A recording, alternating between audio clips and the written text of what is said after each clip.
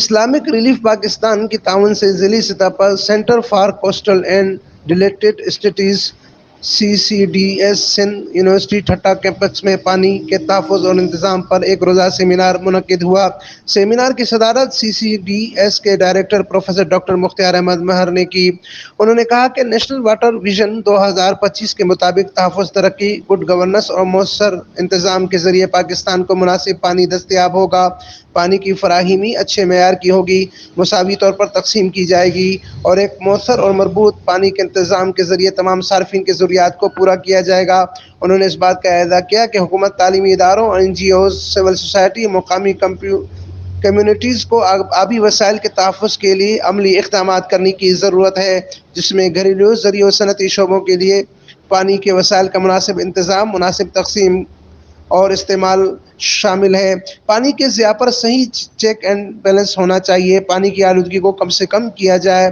Professor doctor Wazir Ali Baloch, dean faculty of natural science, university of Sindh, تقریب کے مہمان خصوصی تھے۔ ڈاکٹر بلوچ نے اپنے خطاب میں پانی کے تحفظ کا آغاز گھر سے کرنے پر زور دیا۔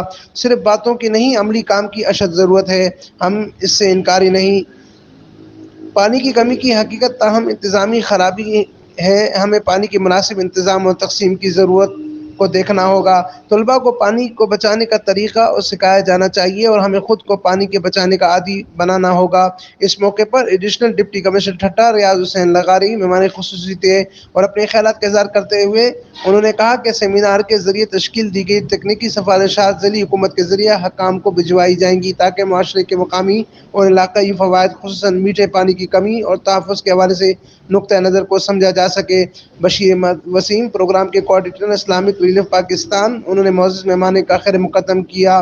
پانی سے متعلق چیلنجوں اور مستقبل کے خلا کو دور کرنے کے لیے تعلیمی اداروں، متعلقہ سرکاری محکموں اور مختلف NGOs کے درمیان مشترکہ کاوشوں پر زور دیا گیا۔ انجینئر اوبایو خشک نے بتایا کہ مقامی اور صوبائی سطح پر پانی کی آبپاشی کا مناسب نظام ہونا چاہیے۔ انتظامیہ صوبہ بھر میں پانی کی ترسیل کا نظام تنظیم اور آرائش کرے اور پانی کے زیادہ ضیاع پر نظر رکھنے اور اسے روکنے کی ضرورت ہے۔ جبکہ ڈاکٹر انیلا ناز نے اپنے خطاب میں بتایا کہ سندھ کا ساحل پانی کی کمی سے بری طرح متاثر ہے، پانی روزمرہ کی ضرورت ہے۔ دیہی خواتین کو پانی کی زیادہ قلت کا سامنا کرنا پڑتا ہے کیونکہ انہیں دور دراز علاقوں سے پانی لانا ہوتا ہے۔